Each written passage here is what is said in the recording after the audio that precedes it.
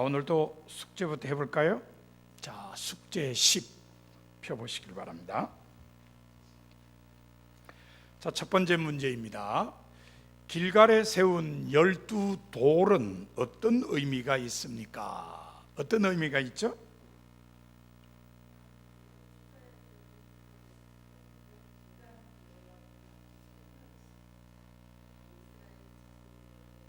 네. 예, 이스라엘 자손들에게 질문을 받으면 뭐라고 대답해요?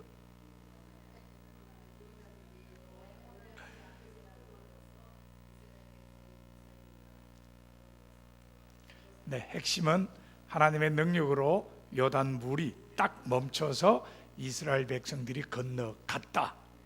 그거를 이 돌 보고 알아라, 그런 겁니다. 그러니까 일종의 기념비죠, 그죠? 기념비로 그걸 세웠습니다. 이런 걸 우리 성서에 많이 발견할 수 있는데요, 기억장치라고 생각하시면 됩니다. 기억나게 하는 장치, 이겁니다. 자, 우리 구약 성경에 이런 기억장치로 대표되는 것들, 여러분 몇 가지 아시는 대로 얘기해 보세요. 어떤 것들이 기억장치예요? 다른 건 다 모릅니까?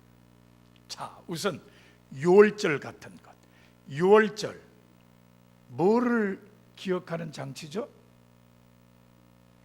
예, 애굽에서 하나님께서 탈출시켜준 일종의 해방절이죠. 우리나라 광복절처럼. 우리나라 광복절을 뭐 해방절이라고 이름을 바꿔야 된다는 얘기도 나오는데, 1945년 우리가 해방된 일을 기억하는 절기죠. 똑같아요. 이스라엘의 유월절은 애굽에서부터 해방된 일을 기억하는 장치다, 이렇게 생각하시면 됩니다. 성경에는 안 나옵니다만은 제가 가끔 이 메주자를 설명을 하는데요, 메주자가 뭐죠? 이거 성경에 안 나오니까 뭐 잊어버리셔도 괜찮습니다만은, 이스라엘 사람들의 집 그 현관에 붙어 있는 대롱 같은 거, 대롱. 그 안에 이 가죽에다가 하나님의 말씀을 쓴 걸 말아서 넣어놔요. 그게 쉐마예요. 신명기 6장 6절부터 기록된 말씀을 거기다 넣어서 집에서 밖으로 나갈 때도 만지고. 왜 만지죠? 그 안에 있는 하나님 말씀을 다시 기억하기 위해서.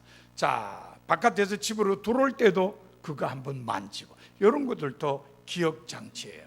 그 다음에 구약에 보면은 옷술이 나와요. 옷술도 기억장치고, 또 여러분들이 잘 아시는 나시린도 일종의 기억장치입니다. 나시린을 보면서 모든 이스라엘 백성이 우리가 성결하게 살아야 될 사람이라는 것을 생각하게 만든다는 겁니다. 그러니까 절기든지 물건이든지 사람이든지 하나님께서 이렇게 많은 기억장치를 만드셨는데, 이 길갈에 세운 돌 12개도 기억장치로 세우셨다고 생각하시면 되겠습니다. 자, 두 번째 문제를 봅시다. 길갈에서 할례를 행했어요. 근데 길갈에서 할례 받은 사람들은 어떤 사람들입니까? 예, 출애굽 후에 광야에서 태어난 사람들. 이 사람들은 계속 이동을 하니까 할례를 받지를 못했는데, 이제 가나안 땅에 들어가기 전에 한꺼번에 할례를 행했다. 할례라고 하는 것은 하나님 백성의 표징이죠. 그러니까 가나안 땅에 들어가기 전에 모든 백성이 할례를 받았다고 하는 것은, 이 가나안 땅에 들어가는 것은 하나님의 백성으로 들어가야 된다 하는 것을 분명히 인식시켜 주는 거라고 생각하시면 되겠습니다. 자, 세 번째 문제 봅시다. 여호수아가 백성과 더불어 언약을 맺고 그들을 위하여 율례와 법도를 제정한 곳은 어디입니까? 세겜이죠. 세겜. 이 세겜에서 다시 언약을 맺었어요. 다시 언약을 맺은 이유는 뭐 여러 가지로 생각할 수 있습니다. 지금 여호수아가 세겜에서 언약을 맺을 때는 일단 가나안 땅 정복 전쟁이 끝났을 때거든요. 그러면은 자, 유대인이 있었죠. 우선 자기네 종족이 있었죠. 애굽을 빠져나올 때 장정만도 60만인데 이게 40년이 지나도 별로 줄어들지 않았어요. 거의 장정만도 60만, 그러면 뭐 전체 인구는 한 200만에서 300만 사이 될 거다, 이렇게 그 숫자에 유대인이 있을 거예요. 그 다음에 애굽에서 탈출해 나올 때에 어떤 사람들이 같이 나왔어요. 이것을 출애굽기 12장 38절에 보면은 수많은 잡족이라 그랬어요. 옛날 번역은 중다한 잡족, 그런데 요즘은 이제 수많은 잡족들이 같이 왔다. 이걸로 끝나지 않아요. 가나안 땅에 와서 정복 전쟁을 할 때에 이게 지도층 사람들은 이스라엘 사람들과 싸웠지만 그 지배를 받는 사람들 중에는 이스라엘에 합세한 사람들도 많아요. 예를 들어 기브온 주민 같은 사람은 알아서 뭘 했어요? 항복했죠. 그래서 거짓말로 우리는 멀리서 왔다 그래가지고는 그냥 노예처럼 살겠다고 아예 들어온 사람들이에요. 자진해서 항복해서 목숨을 건진 사람들, 이 사람들도 같이 살게 됐어요. 이 사람들은 하나님에 대한 신앙이 없잖아요. 그래서 여호수아가 세겜에서 이제 모든 민족이 된 사람들과 언약을 맺는 거예요. 그러니까 지금까지는 이 사람들이 하나님도 잘 모르는 사람들이었지만 이제는 여호와 하나님이 신앙으로 하나가 된다, 이렇게 해서 세겜에서 동맹을 맺었다, 이거를 언약 갱신했다, 이렇게도 표현할 수가 있습니다. 그래서 조금 얼굴색이 좀 다르고 그렇다 하더라도 이제는 여호와 하나님 신앙으로 우리는 하나다 하는 것을 분명하게 나타내 보였다, 이렇게 설명할 수가 있겠습니다. 자, 이제 오늘 교재를 펴보세요. 11과 신명기 역사서. 그런데요, 역사서 그러면은 역사를 이야기로 쓴 거죠. 역사서 그러면 이야기를 역사로 쓴 겁니다. 근데 이 역사서의 내용을 보면은 모두 하나님이 일하시는 현장에 대한 기록이에요. 하나님은 어떻게 일하셨느냐? 하나님이 일하신다는 것도 교회 아래서는 하나님이 뭐 하신다 그러죠? 역사하신다. 하나님이 역사하시는 거예요. 그러니까 이 역사서에서 역사라는 게 뭐냐? 그건 하나님이 역사하시는 현장에 대한 기록이 역사다, 이렇게 이야기할 수 있습니다. 특별히 그 중에서 이 신명기 역사서라 그러면은 어떤 걸 얘기하느냐? 신명기는 빼고요. 신명기는 빼고 역사를 쭉 기록한 책을 우리가 살펴보면은 여호수아서 있죠. 여호수아서 다음에 뭐가 있어요? 사사기가 있죠. 그 다음에 있는 게 룻기예요. 이건 역사 얘기는 아니죠. 그래서 그건 빼고, 그러니까 여호수아서, 사사기, 룻기 빼면 뭐가 나와요? 사무엘 상하, 그 다음에는요 열왕기 상하, 그 다음에 뭐가 나오죠? 역대상하. 역대상하도 역사기 맞죠? 그런데 역대상하 그 뒤에 에스라, 느헤미야, 에스더는 따로 취급을 해요. 왜 그러냐면은 여호수아, 사사기, 사무엘 상하, 열왕기 상하는 역사적인 관점이 같아요. 역사를 볼 때에 어떤 관점으로 보느냐에 따라서 평가를 달리하거든요. 이거 여러분 멀리 생각하면 안 돼요. 우리나라 역사도 그래요. 자, 이승만 대통령을 어떻게 보느냐, 관점에 따라서 평가가 달라요. 박정희 대통령을 어떻게 보느냐, 관점에 따라서 평가가 달라요. 심지어는 전두환 전 대통령을 어떻게 보느냐, 관점에 따라서 평가가 달라져요.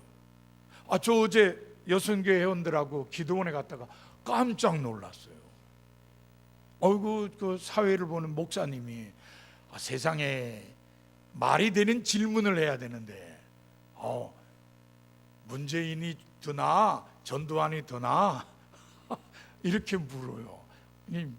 이게 말이 안 되는 이제 질문을 막 하고 그랬어요. 깜짝 놀랐는데 그거는 지금 제가 하고자 하는 말에 좋은 예가 되는 거예요.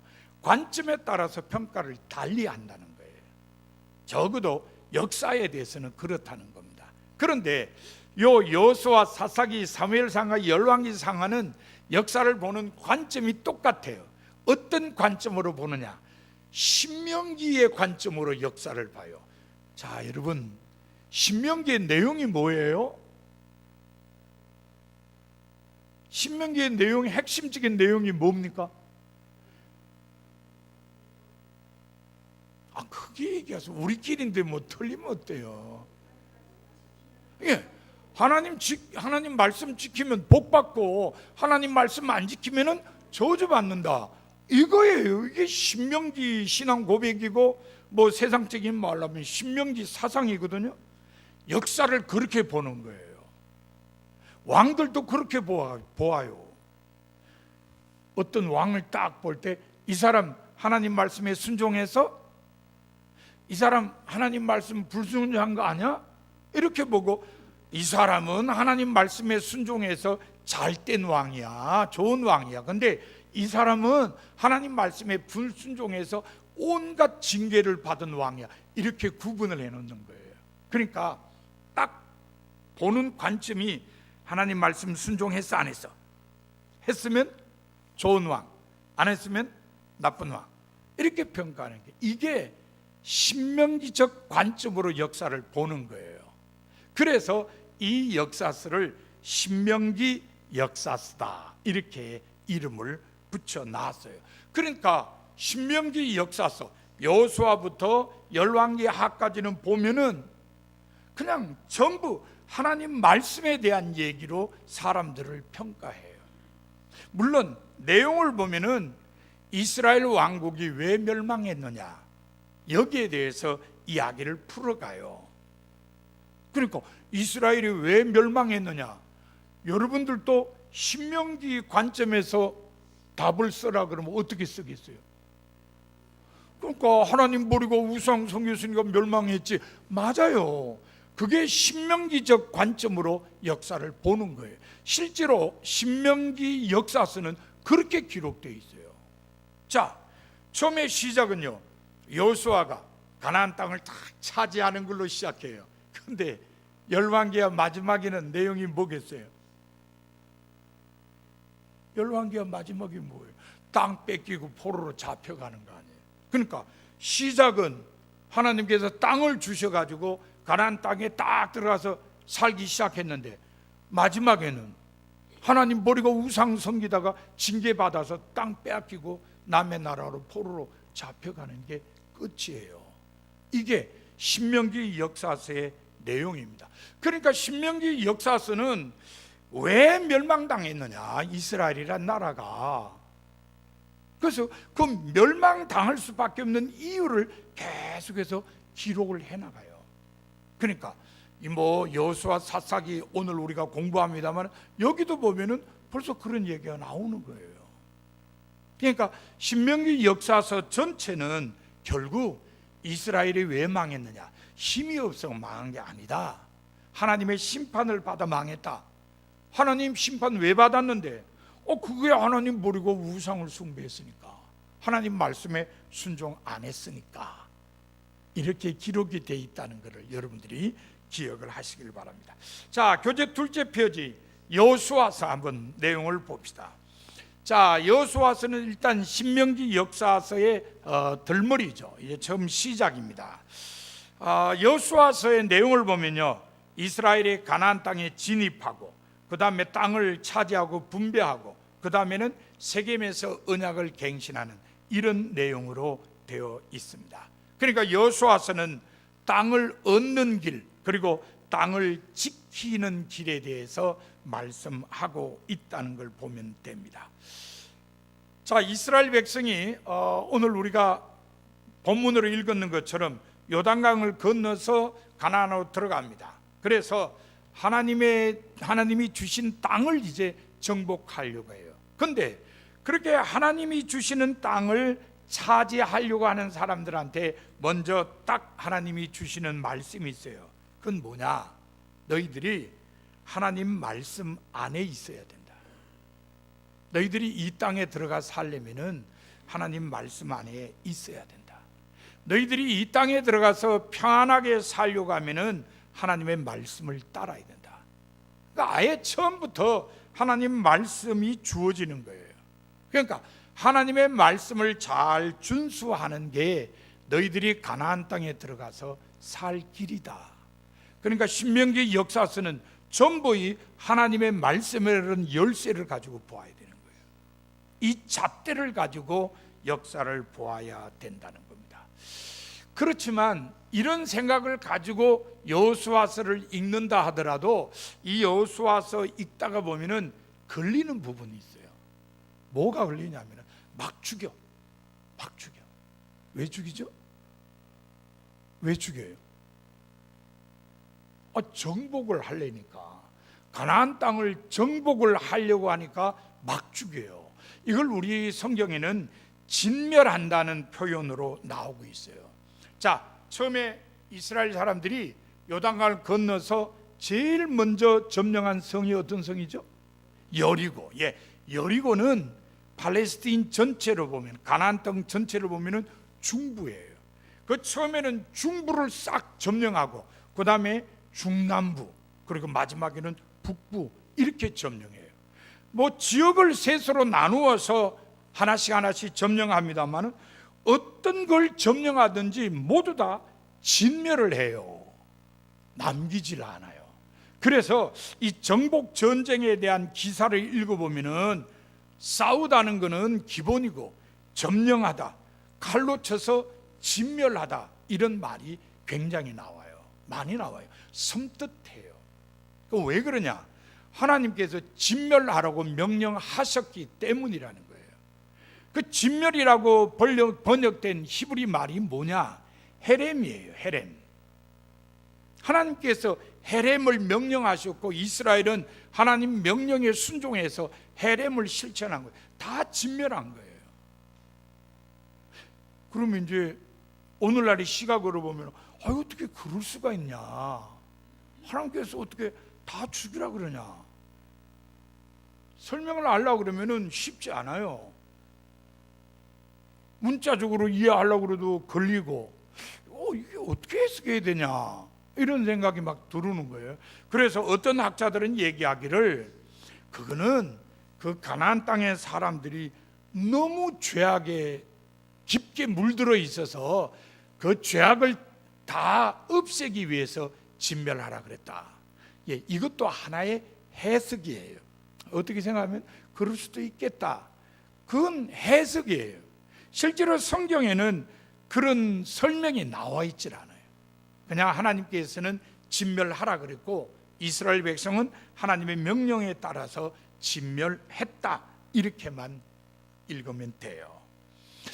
그런데 사실은 사람을 죽인 일에만 자꾸 우리가 초점을 맞추니까 이 헤렘이라는 단어에 대해서 좀 부정적인 감정으로 받아들일 수 있는데요. 그러나 넓게 생각하면은 헤렘이라는 것은 하나님을 위해서 내 욕심을 버리는 거예요. 사실 진멸한다, 헤렘이라는 명령을 받는 것은 모두 하나님께 드리는 거예요. 불을 태우는 것도 다 하나님께 드리는 거예요. 그러니까 세상 사람들의 눈으로 볼 때는 파괴일 수 있어요.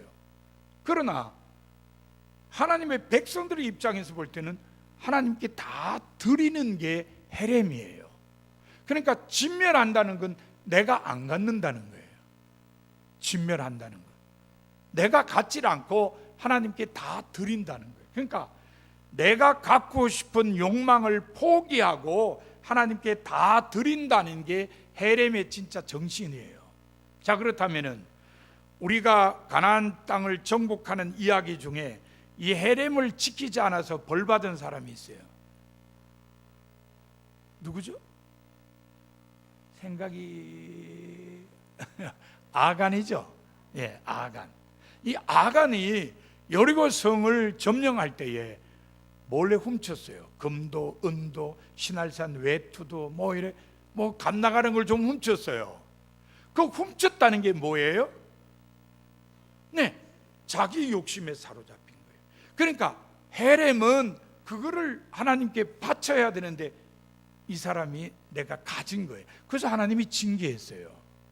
자기 포기를 하지 못했다는 겁니다. 그러니까 헤렘이라는 말은 이게 뭐 사람 죽였다 이런 데만 적용시키지 말고 무엇이든지 자기를 포기하는 거다. 자기 욕심을 포기하고 하나님께 드리는 게 헤렘이다.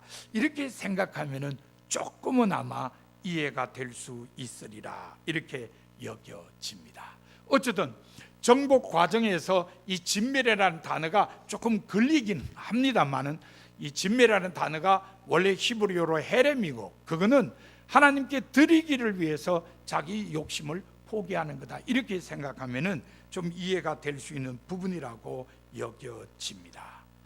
가나안 땅을 정복하면서 계속해서 분배 이야기가 이어집니다. 가나안 땅을 다 차지하고 분배를 해요. 여러분, 사람이 땅 나눌 때, 요즘 말로 바꿔 말하면 돈 나눌 때 이게 참 갈등이 많죠, 그죠? 분쟁이 많고. 근데 놀라운 건요, 이스라엘 사람들이 땅을 나눌 때 전혀 분쟁이나 갈등이 없었습니다. 왜 그랬을까요? 제비 뽑아야 했으니까. 제비 뽑아야 했으니까. 제비 뽑아 하면 꼼짝 못 하잖아요. 이거는 모두에게 똑같은 확률이 주어진 거고 모두에게 똑같이 기회가 주어진 거예요. 그러니까 뭐 아무도 이의를 제기하지 못하잖아요. 제비 뽑아서 땅을 나누었기 때문에 어떤 갈등이나 어떤 분쟁도 없었습니다. 드디어 19장 51절에 보면은 땅 나누는 일을 마쳤어요. 근데요, 우리가 그냥 마쳤더라 이렇게 읽으면은 이제 끝났구나 이렇게 넘어가는데, 이 마쳤더라는 말에 이 왕대일 박사님이 좀 관심을 가져보자 하고 딴지를 걸어요. 어떤 딴지를 거냐?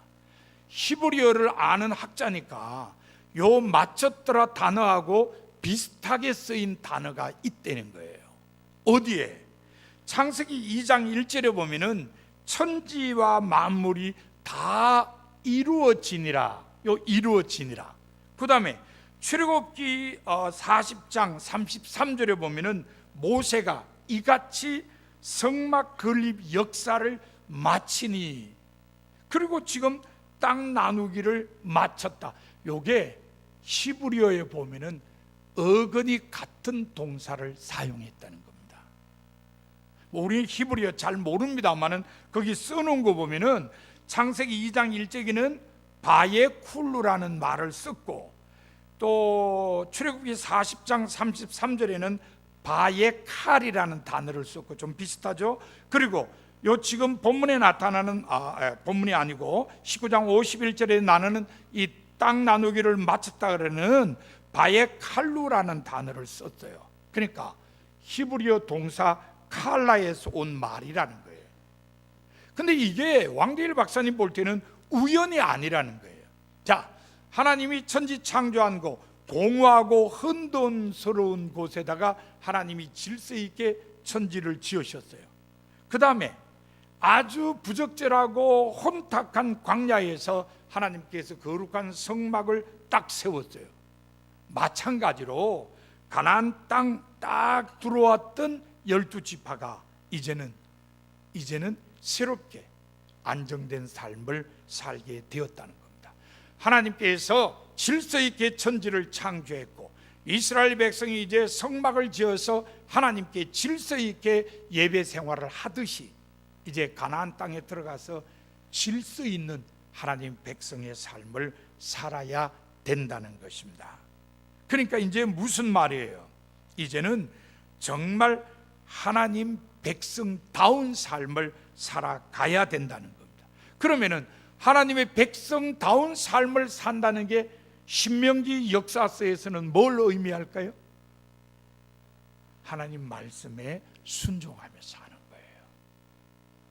자, 하나님이 천지를 지어서 질서 있게 딱 마무리했듯이 성막을 지어서 예배 생활을 딱 계획적으로 하게 만들었듯이 이제는 가나안 땅에 들어가서 하나님 말씀에 순종하며 하나님 백성으로의 삶을 새롭게 시작해야 된다.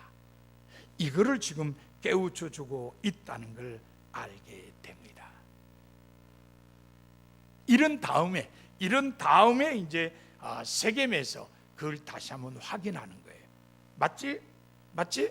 자, 이제 땅 다 나누었지? 이젠 다 들어간다. 이제 하나님 백성대로 말씀대로 살아야지. 어떡할래? 그렇게 살래 안 살래? 그러니까 백성들이 모두 그렇게 살겠습니다. 여호수아가 연설 잘해요. 니네 선택해라. 뭐 강저편에 있는 뭐 우상을 섬기든지 마음대로 해라. 그러나 나와 내 집은 오직 여호와를 섬기겠다. 그 앞에서 그냥 나는 안 하려고 그럴 사람 어디 있겠어요? 그래서 백성들 모두가 우리가 하나님 말씀에 순종하며 살겠습니다. 그러냐? 그럼 언약을 맺자. 언약을 맺자는 걸 세상 용어로 하면 뭐예요? 계약을 맺는 거예요. 계약을 맺으면 계약 지켜야 돼요.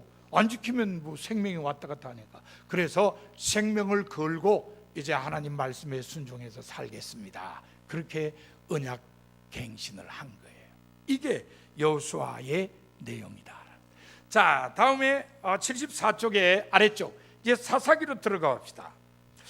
자, 사사기 내용 이러면 우리는 다 뭐라고 생각하죠? 사사들의 활동 이렇게만 생각해요. 근데 사사기 내용 꼭 그것만 있는 거 아니에요. 뭐가 있느냐? 사사기 앞부분에 보면요, 이스라엘 백성이 땅을 정복하는 이야기가 다시 나와요. 근데 그 내용이 여호수아서하고 좀 달라요. 여호수아서를 읽어보면요, 땅을 정복할 때 한 번에 그냥 단칼에 다 정복해버려요. 앞에 누가 까부는 사람이 없었어요. 도시국가가 몇 개였냐? 31개였다.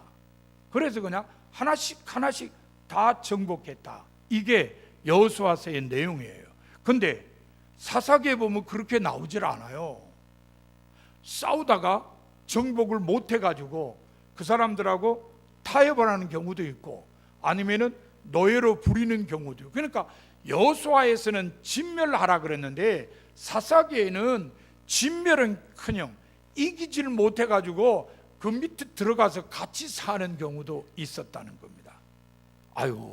이런 거 읽으면요, 처음 신앙생활하는 분은 헷갈려. 이게 맞는 거야? 이게 맞는 거야? 이렇게 물어요. 그러나 분명한 건요, 여호수아서나 사사기가 어느 한 곳이 틀렸다고 말하기 어려워요. 왜냐하면 우리에게 주어진 자료이기 때문에 그래요. 이것도 우리에게 주어진 자료고 이것도 우리에게 주어진 자료예요.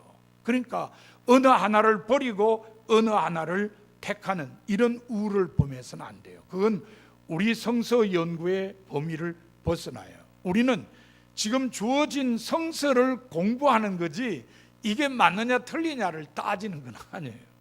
그러면은 성서학자들은 어떻게 얘기할까요?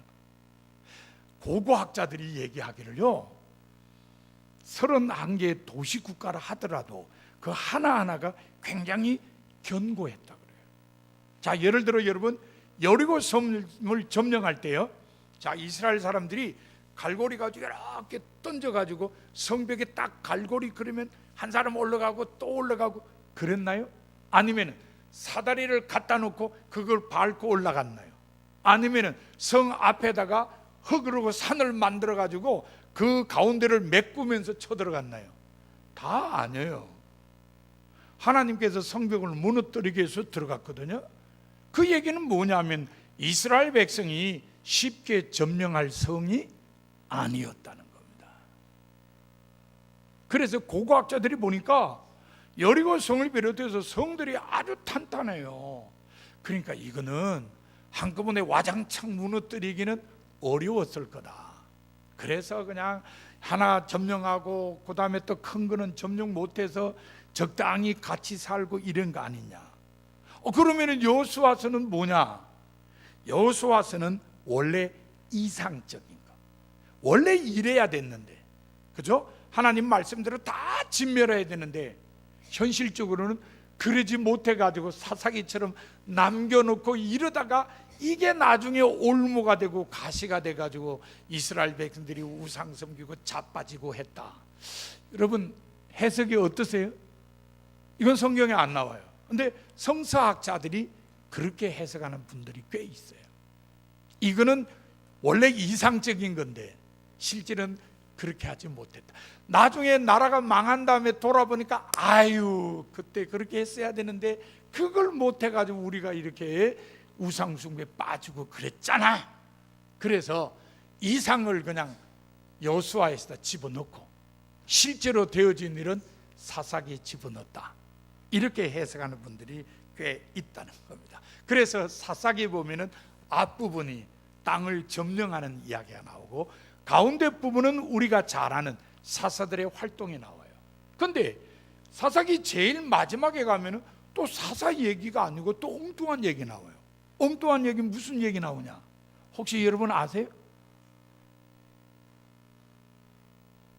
사사 얘기 말고 엉뚱한 얘기 잘 모르세요? 자, 미가라는 사람이 자기 집에 신상 만들어 놓고 레위 사람 불러가지고 너 우리 집에 제사장해, 이런 이야기가 나오고요. 그 다음에 어떤 레위 사람이 자기 첩하고 이제 첩이 친정에 간 다음에 그 첩을 데리러 왔다가 그냥 장인이 그냥 한잔 하세, 오늘 날 저물으니까 내일 가라, 다음 날 되니까 오늘 또 한 잔 더 하고 가, 또 하다 보니까 늦었어, 자고 가, 이러다 나중에 첩이 죽고 그러잖아요. 그 이야기도 사사기 뒤에 나와요. 그러니까 그런 얘기가 사사기 마지막에 나와요. 그러니까 사사기는 가나안 땅 정복 이야기, 사사들의 활동 이야기, 맨 마지막에 그런 또 부록 같은 이야기가 기록되어 있습니다. 결국 사사 이야기가 나온 게 뭐냐? 가나안 땅을 하나님께서 말씀하신 대로 다 진멸하지 못했기 때문에 이스라엘 백성들이 그 올무에 걸려가지고 어려움을 많이 당했다, 그런 얘기예요.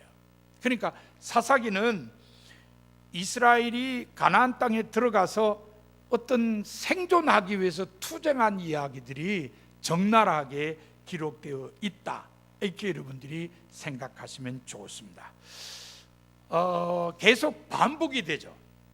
자, 이스라엘 백성이 하나님을 버리고 우상을 섬기면은 하나님께서 다른 민족을 도구로 쓰죠, 그죠? 회초리로 사용하셔가지고 이스라엘 백성이 어려움 당해요. 아이고, 열애 동안 남의 억압받고 살면 눈물밖에 더 나와요. 하나님은 막 울면서 부르짖어요. 그러면 하나님께서 용서해 주시고 사사를 보내줘요. 그러면 이 사사가 구원해줘요. 태평성대가 와요. 처음에는 하나님이 잘 믿는 척하다가 또 시간 지나면 또 하나님 버리고 우상 섬겨, 또 어려움 당해요, 또 부르짖어, 또 사사를 보내, 또 평화시대가 와. 이게 계속 반복이 돼요. 그래서 그 안에 기록된 사사들을 보면은 온니엘, 에우, 삼갈, 드브라, 기드온, 입다, 삼손, 이런 사사들이 쭉 나와요. 어떤 이야기까지 기록되어 있냐면요, 하나님께서 하도 화가 나시니까 야, 내가 다시는 너희들을 구원하나 봐라, 너네 마음대로 해. 그랬더니 이스라엘 백성이 그래도 또 하나님 앞에 울부짖는 거예요. 그럼에도 불구하고 회개하는 거예요.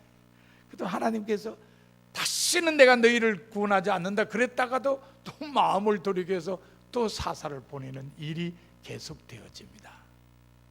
우리가 이런 사사들에 대한 이야기를 보면요, 저희 선배 한 분이 저희 학교 다닐 때 설교를 하루 채플에 와서 하셨는데 설교 제목이 하나님의 약점, 하나님의 약점, 그리고 설교를 했어요.